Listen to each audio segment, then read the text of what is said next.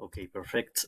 So thanks everyone to be here today for this new session of the AI Chair OceaniX webinar. This is the second webinars in 2024.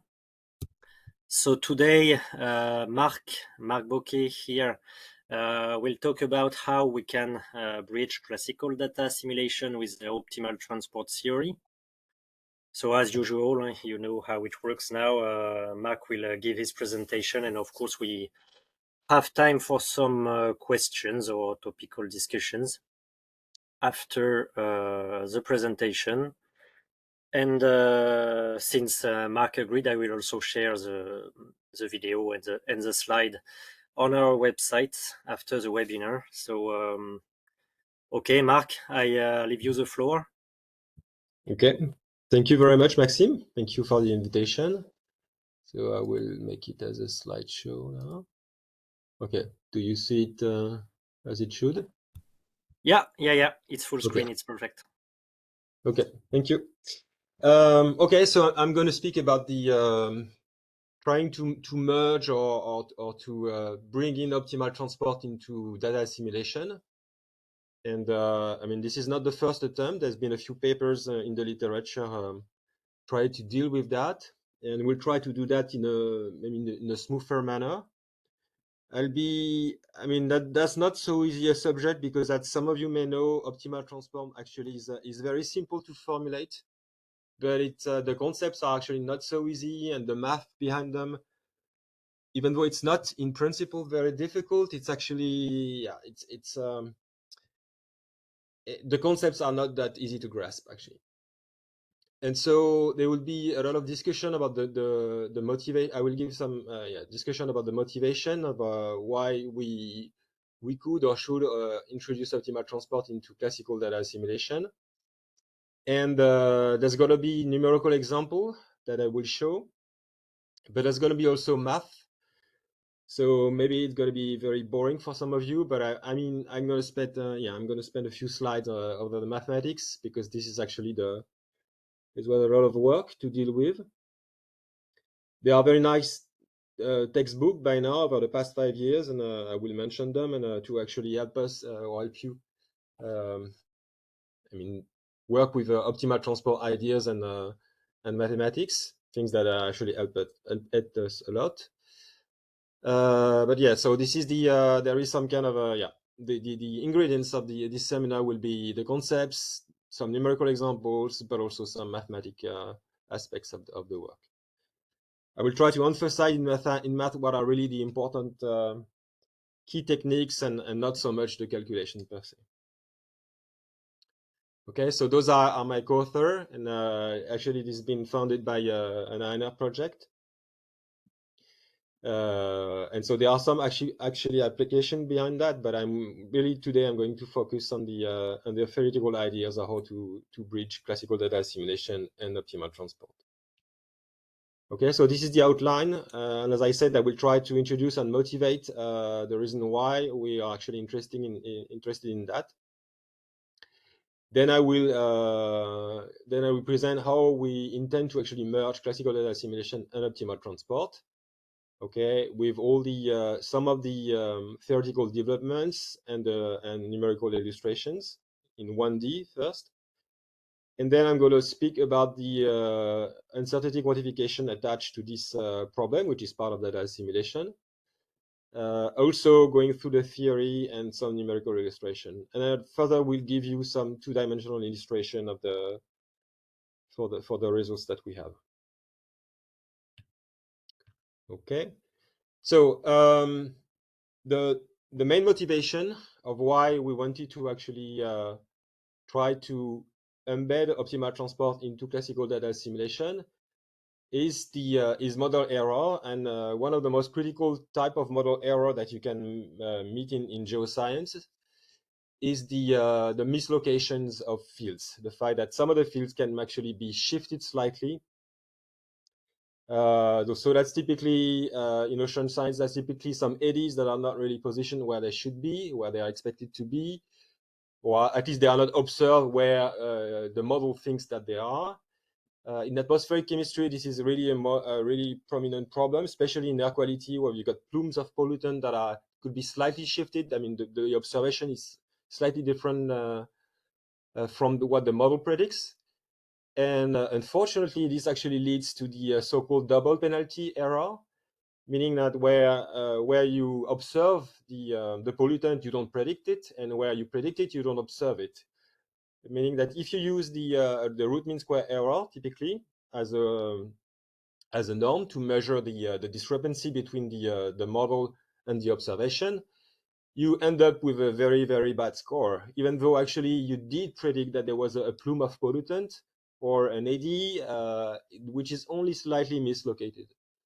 So this is really an issue that has been known at least when I started in atmospheric chemistry, like 25 years ago. We already knew of this problem. This is known in meteorology. This is known in oceanography. And okay, this does not necessarily impact all the fields, okay, but this especially impact those that are related to tracers or species or water vapor, for instance, in meteorology, because usually those are fields that are not so smooth, where you've got filaments, you've got plumes, and those can be mislocated yeah, by the model or the observation. Okay. So the thing is that this mislocation actually, which is part of model error, cannot be really well measured by local verification metrics. So typically the classical metrics that we're using, which is the Euclidean distances, including the weighted Euclidean distances. And so the extreme typical example is when you look at those two, in this figure, you look at those two increments, and this is this is actually this is the truth in red, and here this is where the model in green, where the model thinks actually that this puff of pollutants say is, and it's actually okay, not so far from it, but there is some errors. And when you compute the root mean square error, it turns out that this is exactly the same as the one if you had predicted the puff of pollutant to be much farther away from the actual location. So you don't have any way to discriminate actually those two increments. So the Euclidean distance actually it's not really discriminative, and it's very difficult to think, I mean, to imagine doing data simulation with it. It will not really, it's going to be a really blunt tool. Okay, so we'd like to use other types of verification metrics of norm. Okay, another example is is typically using those classical norms, the one that we use, that we usually obtain from Gaussian statistical assumptions, for instance. If you do so, again, assuming some model error in the form of mislocation, and if you go those blue and red plumes here, so those are puff of pollutants, okay? Those are not PDF. I like to emphasize that. I will tell you that, I mean, at least twice or maybe 3 times, especially if you have already worked with optimal transport. This could be very confusing. I don't think I am confused or misleading, but be careful, because here I am not speaking about applying optimal transport to PDF. I'm applying optimal transport to fields. Okay, so that's very, very important to keep that in mind. So those are not PDF that we would use in data simulation. Those are fields actually, okay? And those are the two fields here. And if those are mislocated, so there are two estimation, like the observation and the prior, the background, as we say in data simulation. And those are two estimations of this puff of pollutant, and they are obviously mislocated. And when you do classical data assimilation with that, you end up with this form of interpolation. So this is just classical data assimilation, and you see that actually the mass is set on the two locations where the two priors actually give you some information. Whereas actually what you would prefer maybe is to have something in between, because you think that there is some mislocation error. So there is certainly a puff, but they are not they're on two actually puffs of pollutant. So it should be somewhere maybe in between those two prior paths. So that's not really what the classical data system doesn't really yield what we'd like to have. Okay. Now, forgetting about data simulation, there's been a few attempts because, of course, this problem of local verification metrics is known, and I don't have to go that far as data simulation to actually be aware of that. I mean, this is any people in geoscience working in verification actually know about this issue, or just comparing fields that are coming from two different sources of information.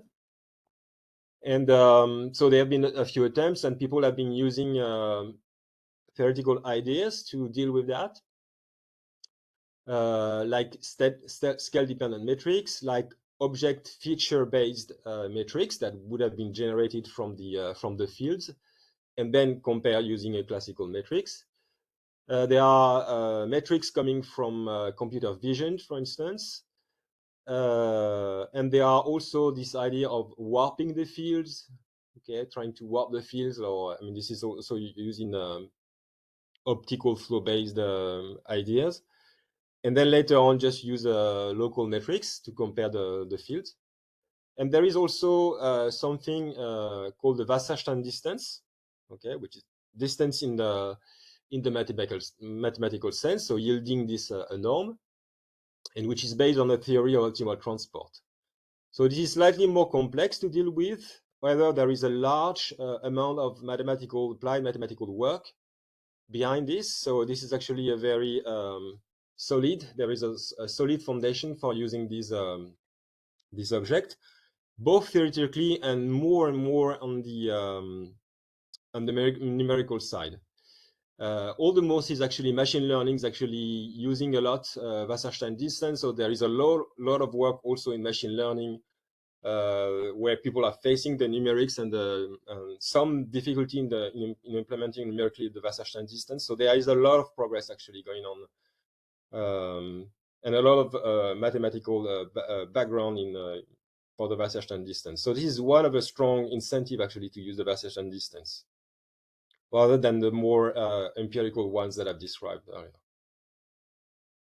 Okay, so this is a very similar example to the 1D example that I've shown, where we actually used this is a two-dimensional example where there are puffs of pollutant that are compared. So we're comparing on the left this puff to this puff on the right-hand side, on the right here, and that would be interpolating using the Wasserstein distance here, where you've got the evolution of the norm between the object. I mean, W meaning the Wasserstein distance, and D actually is the Euclidean distance.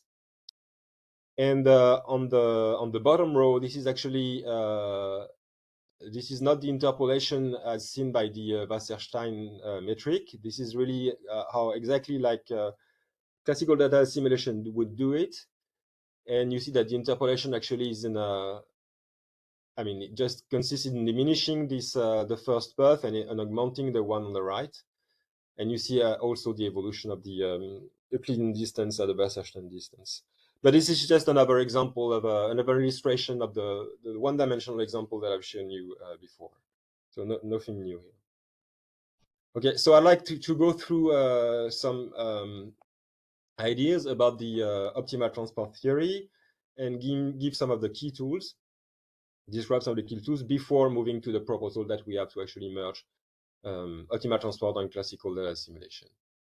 So optimal transport, I mean, this is an old theory that was introduced by Monge in a deterministic setup, where the idea was actually try to, for civil engineering, try to move robots, okay, here, which is described by some distribution rho 0 or rho O actually here for origin, and and you are supposed to move that into an embankment here.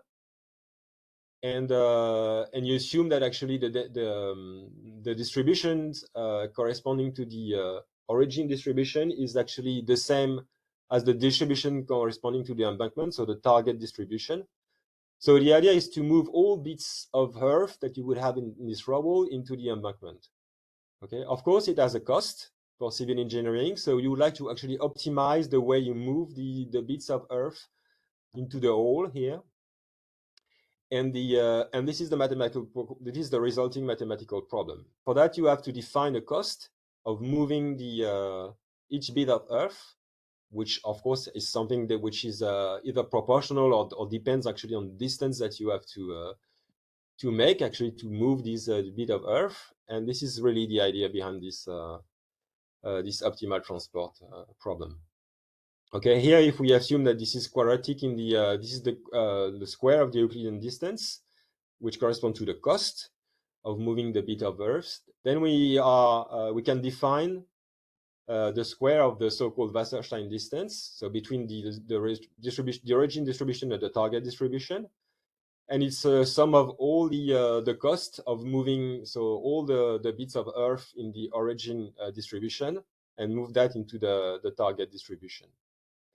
And you do that with a choice of deterministic function to which bits would you move and where would you locate actually the target site of this bit of Earth. So it's specified by this t function. And of course, the goal is to minimize this cost, this total cost over all the admissible transport t, deterministic ones. And the constraint that we have on this deterministic transport is that, of course, it has to conserve the mass. And this is just the requirement that I've written here. So we have to minimize this square of the Wasserstein distance. Oh, sorry, we have to minimize the right-hand side over all the admissible t. And this actually, the argument of the minimum will yield you the minimum, which is the square of the Wasserstein distance. And this is, one can show that this is actually, so the square root of this square, so W, is actually really a mathematical distance in the sense that we know it. Okay, but then, so over the last century, there's been a new development in looking at this problem in a probabilistic way, in a more general and this time in a more symmetrical way between the origin and the target density, so between rho O and rho B.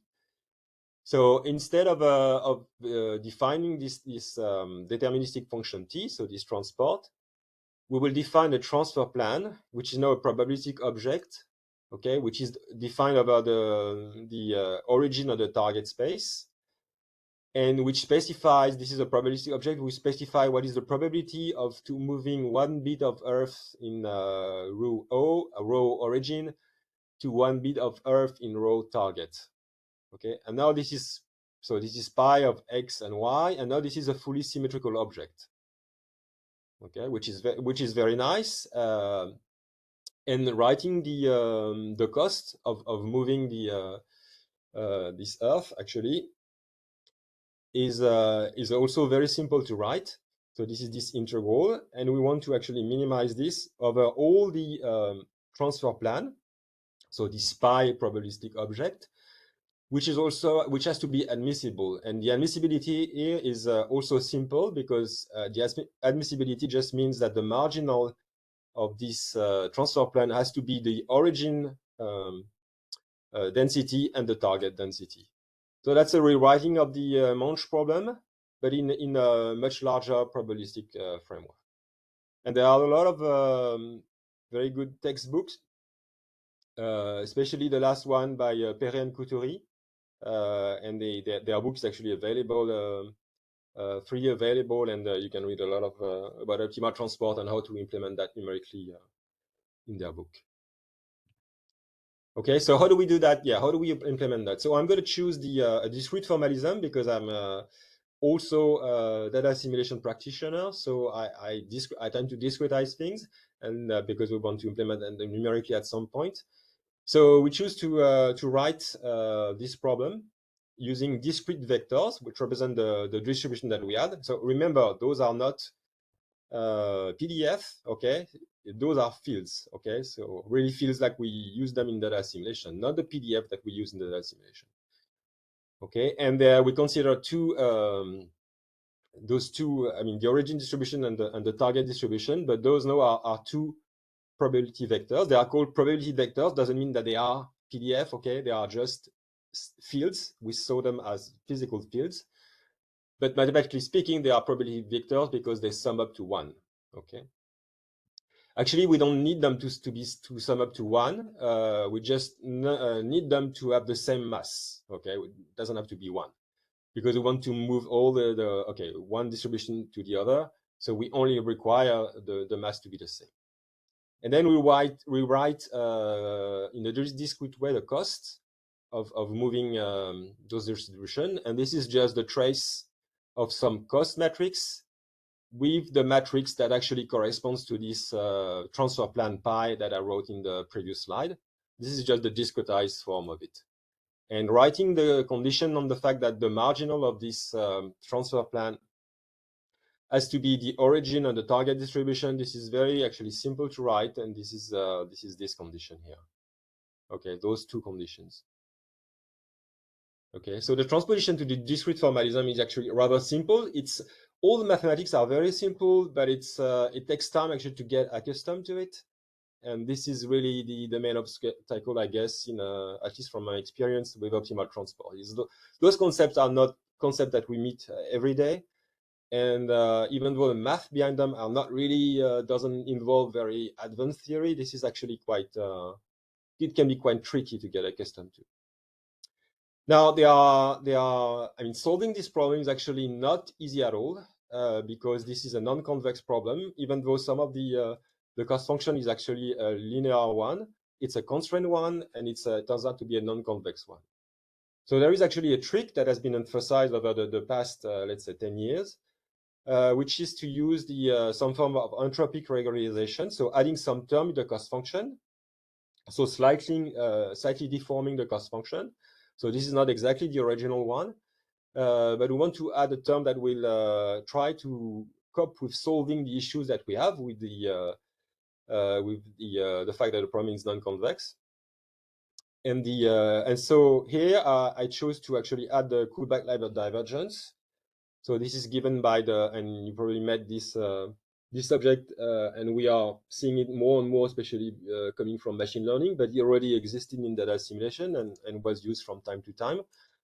So this is just from two distribution, from two vector here, probability vectors, and you can define this Kullback-Leibler object, which actually measure the information content of one of the vector compared to the other one.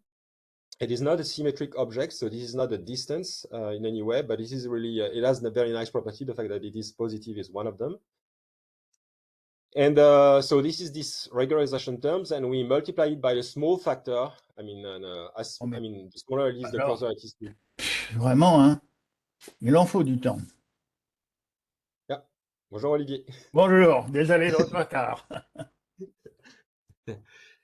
Donc, so epsilon is this regularization parameter, and of course we think it to be small, but then depending on the speed of convergence that you want to achieve when computing the Wasserstein distance, you will need to play with this epsilon. Okay, and and there is one key term which is called the Sinkhorn algorithm, which actually results from this from the use of this entropic regularization, but I'm not going to go through this. I'm going to use in a different way. Okay, now so this was an introduction to the optimal transport and its numerics, and now let's discuss the some of the application of optimal transport in data simulation, because there are not that many so far. There's been some attempts to use this non-local metrics, but not necessarily using optimal transport in data assimilation. So those are the references here that you can find in the literature, where people have been trying to move the fields before applying classical metrics. So this was really recognizing this mislocation issue coming from model error. So this is the first type of method that has been introduced. And also there is this idea of using Wasserstein distance. But in many of those papers, so using optimal transport within data assimilation, people are actually using this when playing, and we've been using that too, playing on the PDFs, okay, not on the fields. Okay, so that's actually quite different. from what we're trying to do here. Okay, even though it used the same kind of tool. Now, there have been people that really advocated to use optimal transport to really play with fields, okay, to really move fields around and try to relocate them in the data assimilation process. And there's been maybe only a couple of papers and a very nice PhD from Nelson Fayeux. And so those papers are this Ning and Fayeux paper, where really the goal was to use really extend classical data assimilation using the Wasserstein distance. And I will speak about that later on. So here again, I'm not playing with, I'm not using probability density function. Okay, I'm not using optimal transport for that. I'm using optimal transport for on fields, and especially on fields that are non-negative. Okay, that would be typically water vapor, or that would be plumes of pollutants, or I know biogeochemical species and things like that. Okay, so what was the idea, especially of Fayeux et al., is to look at the classical 3D var cost function that we have in classical data assimilation. So this is this JC, and you've got the discrepancy term, the gap term to the observations, and the one from the background, the so-called background.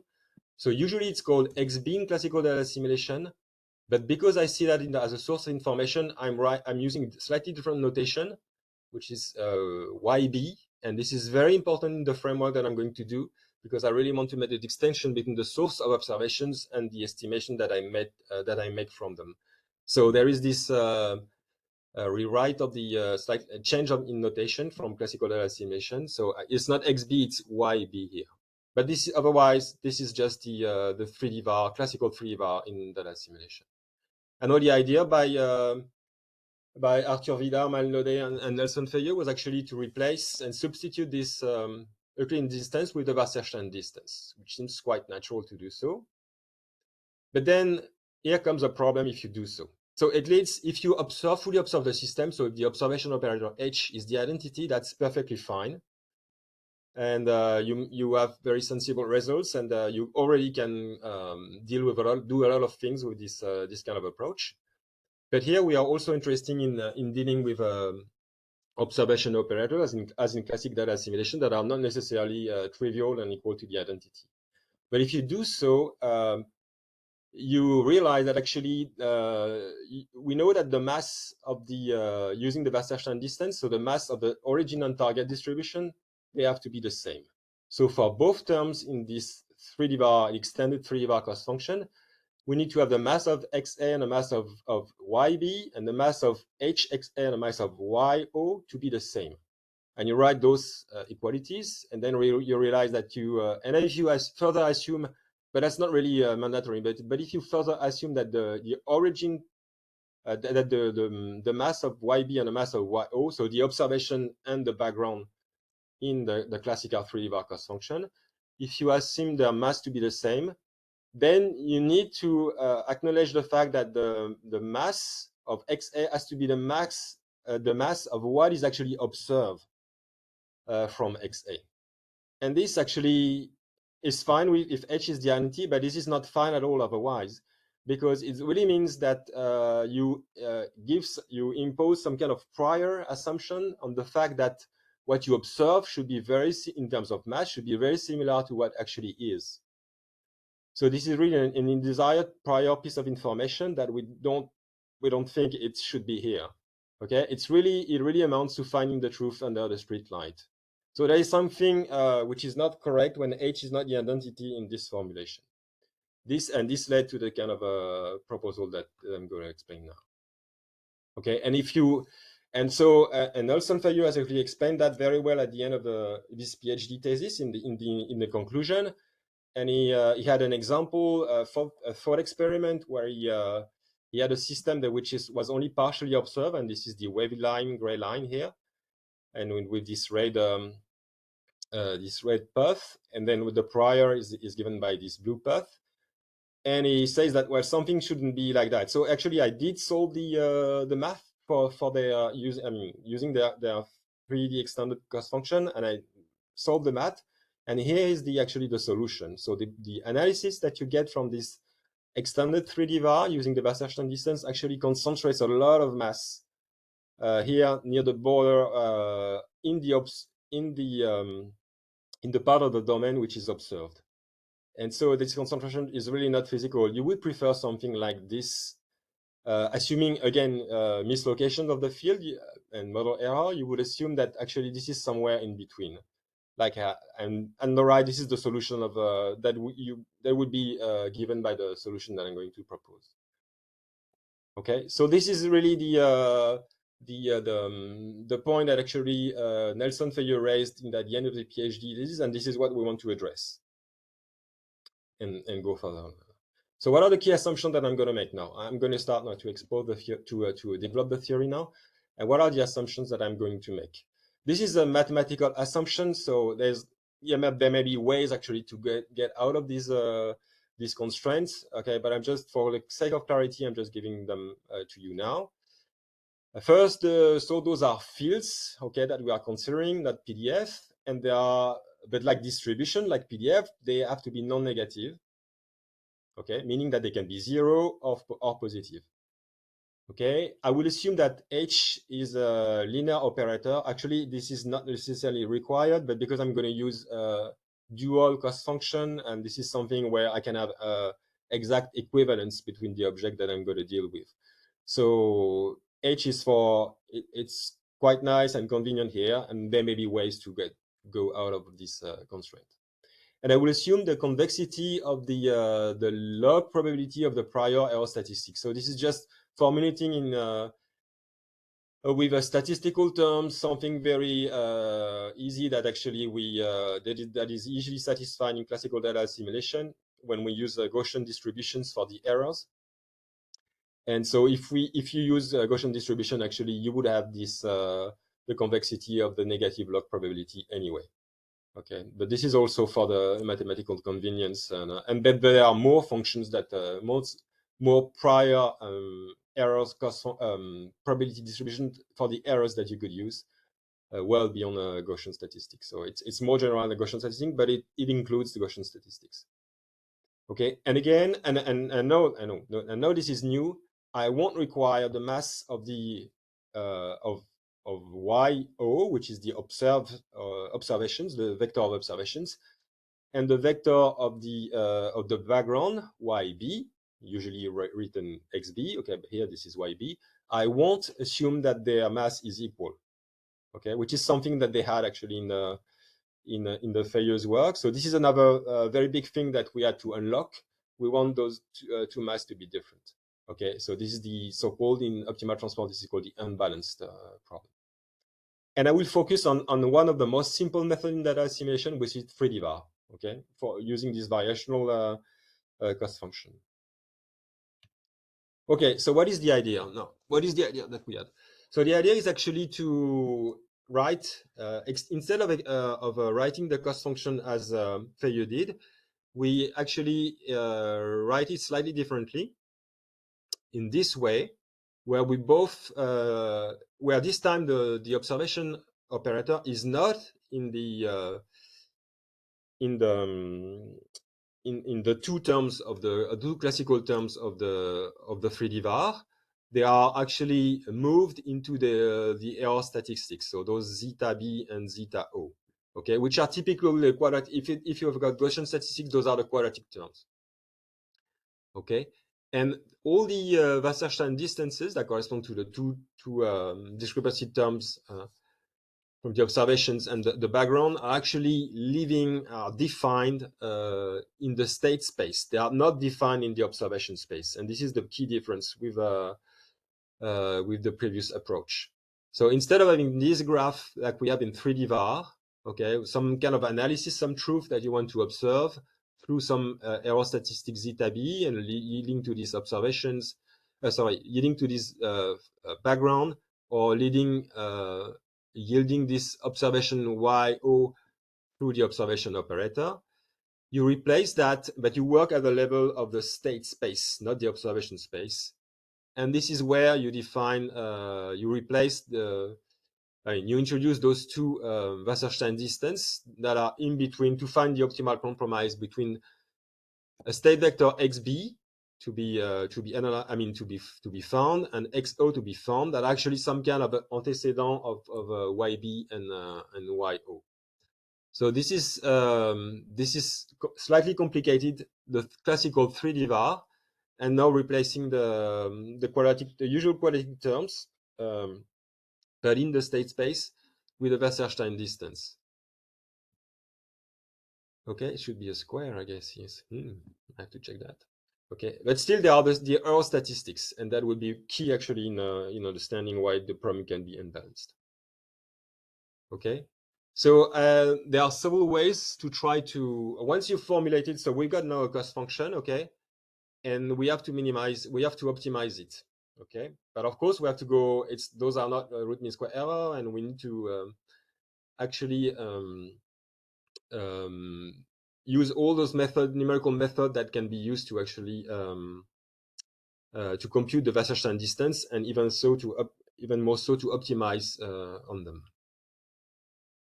Okay, so what we have here is something called, from applied mathematics in optimal transport, Wasserstein barycenter. Okay, this is quite easy to understand. This is some kind of barycenter between xb and xo.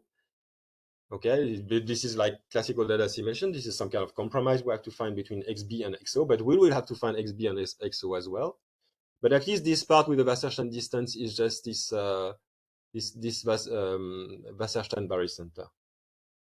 And one way to solve it is actually to make a shortcut between xb and xo, forget about xa, and have some kind of so xba and xoa are the costs, okay, of moving things around, and we can have an effective cost actually between xb and xo and solve this simplified Wasserstein problem. And later on, we can derive from this problem the actually true value for xa. Okay, so this is this trick. I mean, this is conceptually, this is a nice thing, because this is a way to actually simplify the problem. And this the initial complex problem that we had here in minimizing the cost function can be replaced by an effective problem where there is some effective cost between xb and xo. Okay, and this is an approximate formula. This can be, I mean, the continuum limit, this is exact, but there is some effective cost actually to compute this. Okay, and once you've dealt with this simplified problem, assuming you can do so, I will tell you how to do so later on, then it's actually not that easy to, not that difficult to actually compute the actual xa, which will depend on the xb and xo that you found. And this is called in optimal transport theory, this is called the McCann interpolant. Albeit this is here in the discrete setting, so this is slightly more different. This is slightly different, but essentially this is the same idea. So I will give you a grasp of the mathematics behind that, but it's what we would use in more advanced data simulation. Here, this is the simplified problem. So we have only one Wasserstein distance here, and still the error statistics on the priors. And the thing is that you can, so we had this regularization term, the Kullback-Leibler, okay, and this is again the constraint that we have on the transfer plan that we want to optimize on. But the nice idea, which is allowed by this Kullback-Leibler diversion, the entropic regularization, is that now we can actually define Lagrange multipliers, okay, that would help us solve in a dual form this primal cost function. So for those of you who actually already use the dual cost function and Lagrange multiplier, this is really what it's about and nothing more. And you just rewrite this primal cost function, so in the space of this transfer plan P, and you can trade that with a somehow simpler problem, which has no constraint, which is defined in terms of the Lagrange multiplier FB and FO,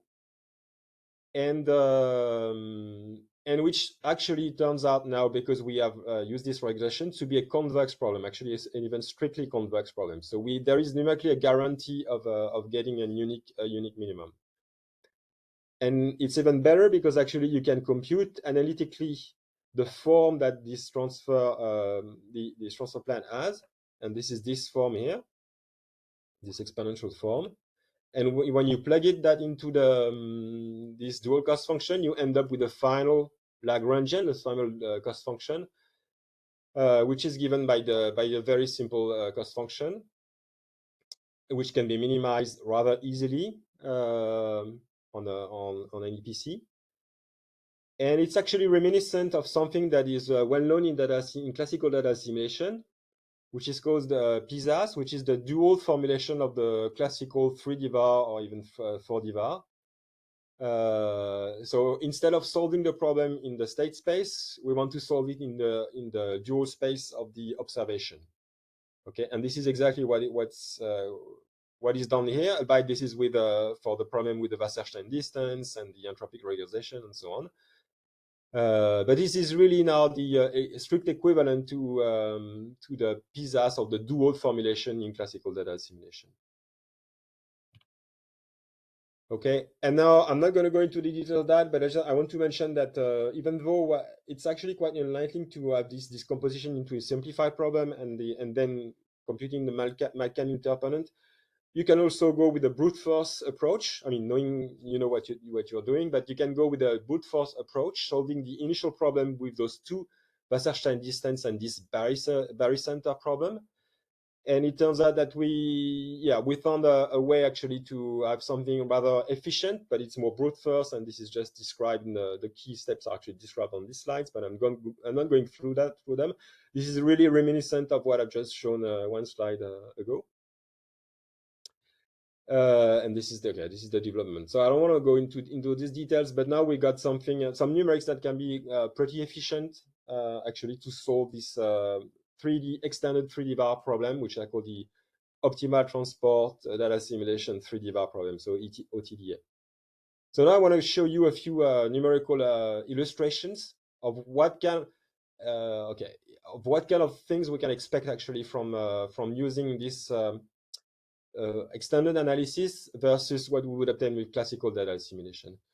And as I did before, the red is the observation, the blue is the backgrounds, okay, the prior information. And here in orange, this is the classical data assimilation solution. So those are fields in 1D, not PDF, fields in 1D, and the wavy line are the domain which is observed, the part of the domain which is observed. And we carry out the classical data assimilation and this OTDA analysis. And here I'm just changing the subdomain which is observed from just a few subdomains to from 1/4 to 3/4 of the 3/4 of the domain. And you see really the kind of object that we can actually obtain as an analysis compared to the classical data assimilation. Those are really different. And of course, the classical data assimilation is really constrained a lot by the observation domain, what is observed and what is not observed. Especially here because I haven't used covariance matrices in the classical data assimilation. But it wouldn't make a huge difference. It would blur maybe slightly beyond the observation domain. But essentially, you would get the same kind of results. Okay, so you see the kind of, I mean, it takes a few minutes to get accustomed to this kind of analysis, but okay. So now this is now the idea where we increase the costs of moving the distribution, the origin and target distribution, because we expect in this limit to this OTDA framework to converge to the classical data assimilation, where we are not allowed to move any mass. Okay, we are only allowed to use the error statistics and do some classical interpolation. So, and this is exactly what we observe. Okay, so this is from the left to the right. So this is starting from some value of the cost, and then we multiply this cost by a factor, and we progressively increase this cost. And those are three examples of the sequence that we've obtained, where the green curve of the OTDA solution converges to the orange one, and with a very large value, actually the two coincide. So OTDA analysis coincides with the classical data assimilation solution. This is another one where actually I changed the mass of the observation to show that the formalism can handle rather easily change of mass and the fact that the prior and the observation don't have the same mass. They are unbalanced. And so now this is something which is which can be dealt with a new theory. And here, this is you can also, I mean, in the numerical setting, you can actually define many kind of costs. It doesn't have to be a quadratic cost. Okay, it could be a square root cost, or L1 cost, or the classical one, the square one, and you end up with different kind of solution of analysis that I've shown here. So it's up to you to choose the one that you would like, that you think is more, I mean, correlates more with the kind of model error that you would have in the system. Okay. Now, if you in data assimilation, you want, I mean, this is the last bits of a theory. Getting the analysis is one thing, but you also would like to have the analysis error covariance matrix, so the uncertainty associated to the estimate. And this is something you can do as well in this framework. And it turns out that you can, and we recycle. I mean, we use some of the theory that we know in classical data assimilation, but the objects are bigger here because we have instead of anyway, you can formulate. I mean, this you use classical tool to actually find some extended formula, so augmented formula, where you actually have to deal. You have to augment the observation information and the background information in the same space as I did with the XB and XO in the sum state space. And instead of having separate very old separation between the background space and the observation space. So, and it turns out that we end up with formula that may look very similar to the classical one, where when we build this analysis or covariance matrix for classical 3D VAR. So the formula are formally very similar, but then the objects are not the same. Especially, there is the fact that in those formulas, in those matrix formula, there is the transfer plan, okay, the optimal one that we got from the optimal transport. Okay, so I'm not going to discuss that. I just want to point out that the what optimal transport does, all the source of errors on information actually comes from those statistics, the classical statistics that we have in classical data assimilation. So from the observation error and from the background errors. What optimal transport does is actually transform those and transport those along with the mass that it actually transports. And when you look carefully into the equation, this is actually what optimal transport does, and what this omega matrix, which is the optimal transfer plan, does.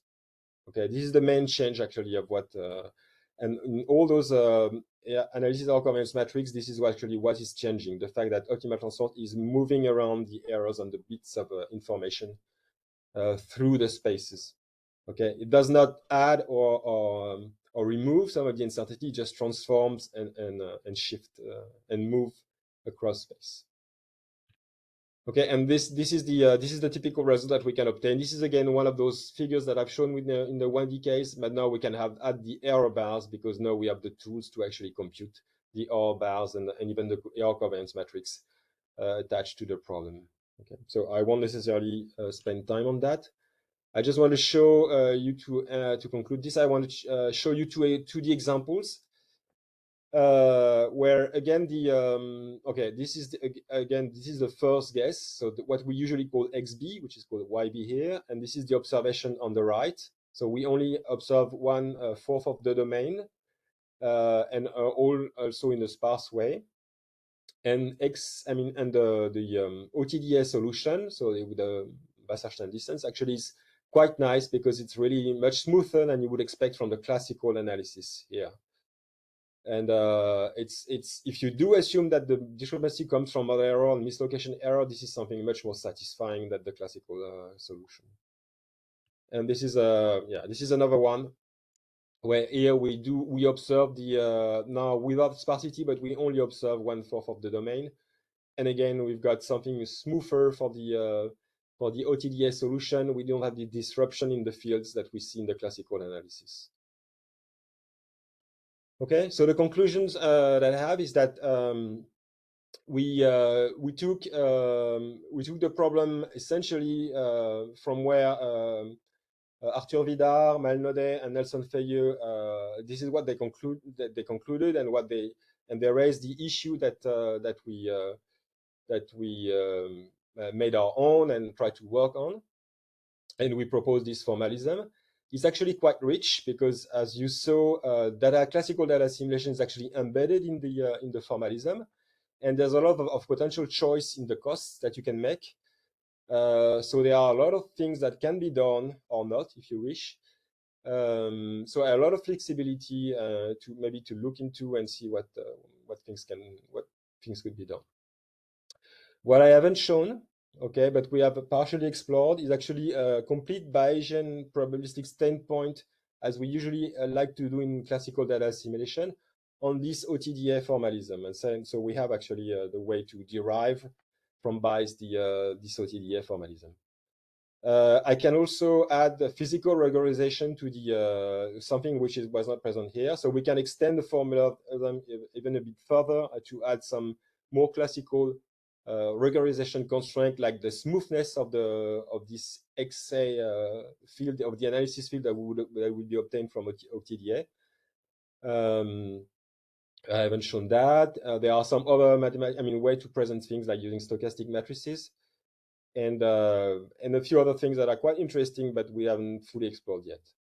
And the last thing is that there is the numerics stuff, which has improved a lot over the past few years, thanks from applied mathematician and numerical guys from computer science. And we use that, we leverage that. So actually now this is really doable to try to leverage those Wasserstein distances into data simulation. However, this is still, of course, more costly than classical 3D VAR, and an algorithm could be improved and further accelerated on using different tools. And there's a lot to explore over there. So there is paper is actually in review right now. And this is the address where you can actually find and there are a lot of references if you're interested on the subject and related to the subject. And that's it. Thank you very much. Okay, thanks a lot, Marc, for this very interesting, very rich talk. I would say we have a lot of things to think about for some of us. I guess we have some time for questions, so I don't know if anybody in the audience want to start. Yes, ici Olivier Talagrand. Can you hear me? Oui, Yeah. Olivier, on t'entend. Okay. Well, first, d'abord, mes excuses, j'ai l'impression que j'ai semé la perturbation en me connectant. Ça faisait 20 minutes que j'essayais de connecter sans succès. Et puis brusquement, je me suis rendu compte qu'on pouvait me voir et m'entendre.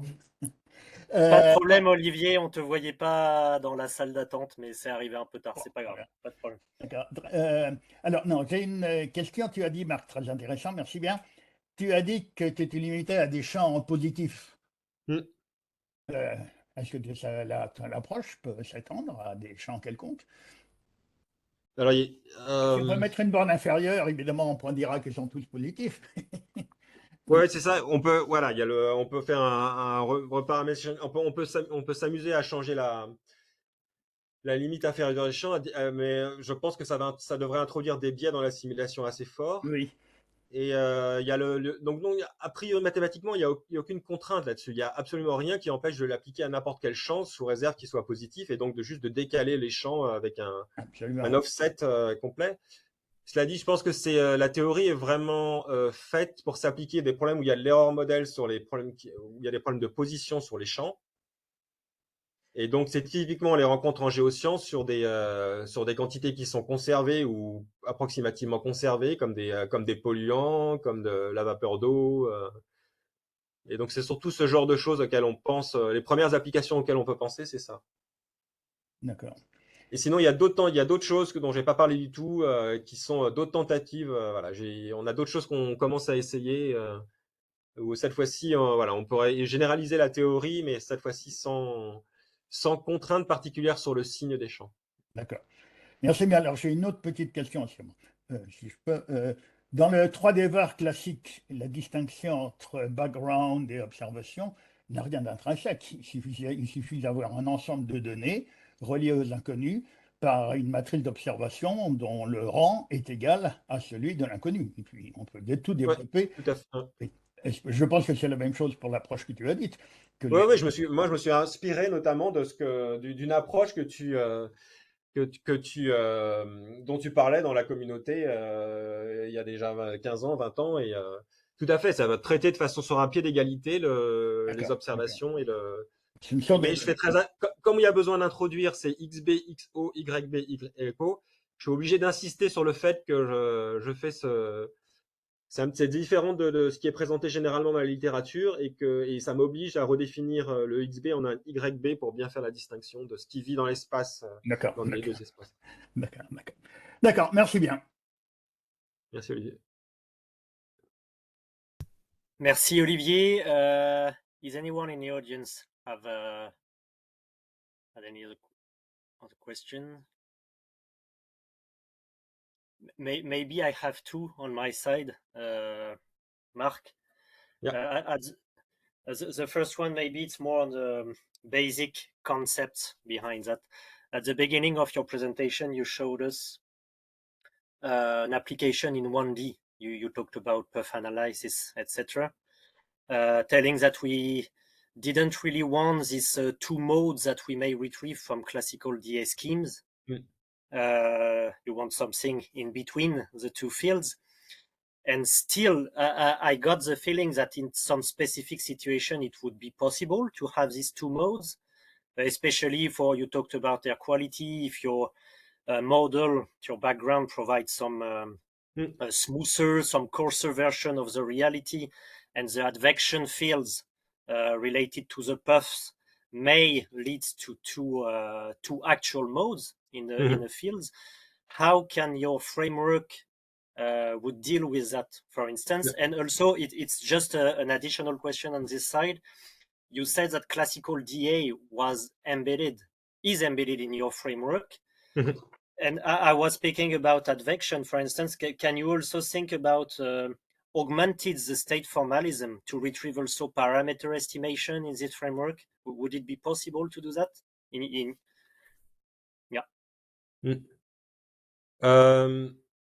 So for instance, the multimodality. So the first remark, I mean, I will have a straightforward answer later on, but the first remark is that it to be completely fair and honest, it really depends on how prominent the mislocation error is in model error.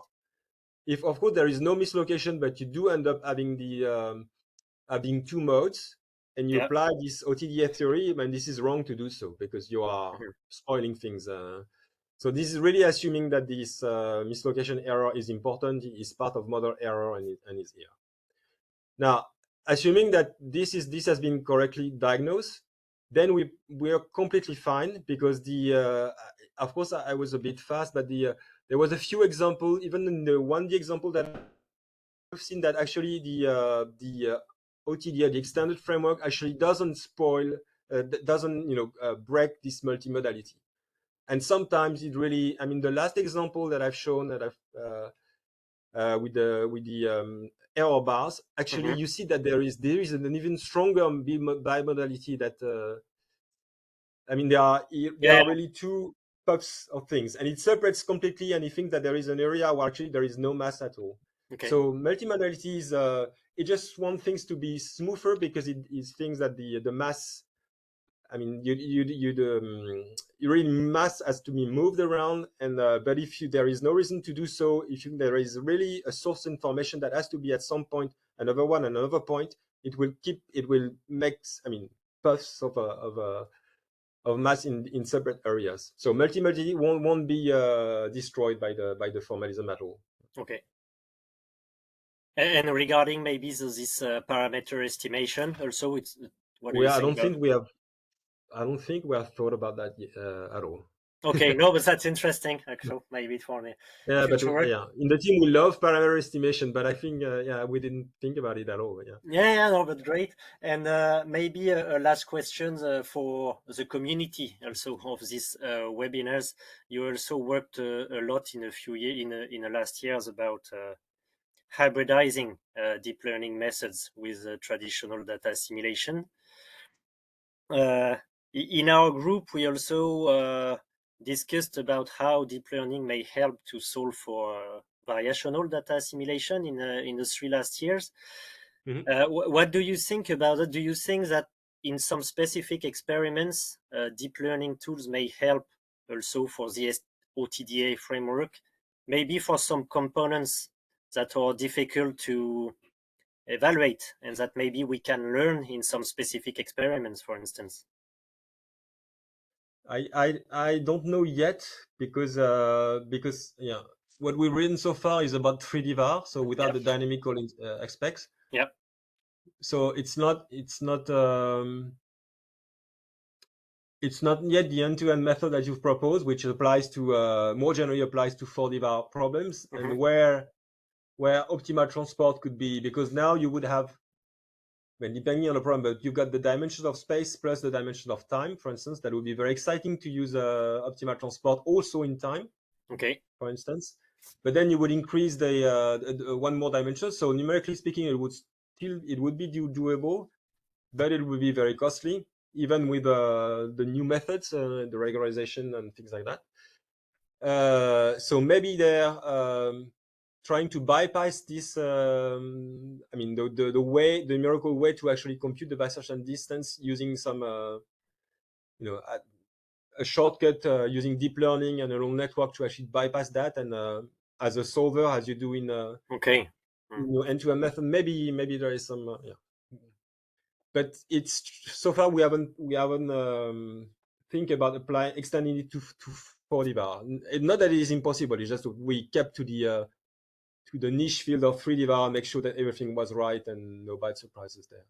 Yes, sure. But I guess if you're quite confident in this framework, maybe you'll plan to do that in the near future. Or... Yeah, and introduce time and see how things. So this paper Ning is actually one of the very first attempt to use and they applied it to 4D var, but they were only adding the Wasserstein distance on the background.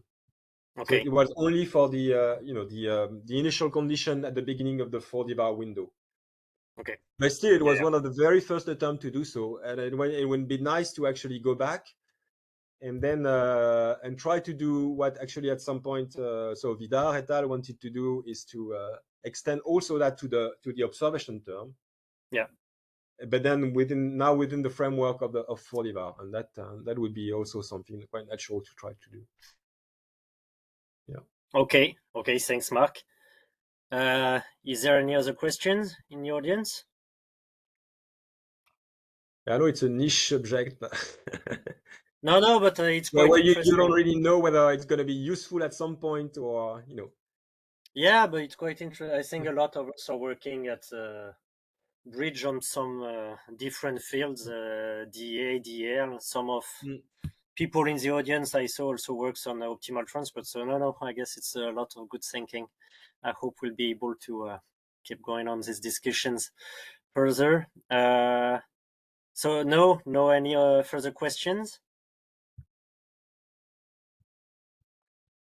Okay, then thanks again, Marc, for this webinar today. Thank you very much, Maxime. As I said at the beginning, I will make it available, the recording of the session. Marc, also, if you can just send me the slides. And I will. Ronan and some other people in the group had some teaching classes today, so they were not able to be there, but we'll discuss about it further, and I hope we can have a follow-up on this discussion later. Okay, sure. Okay,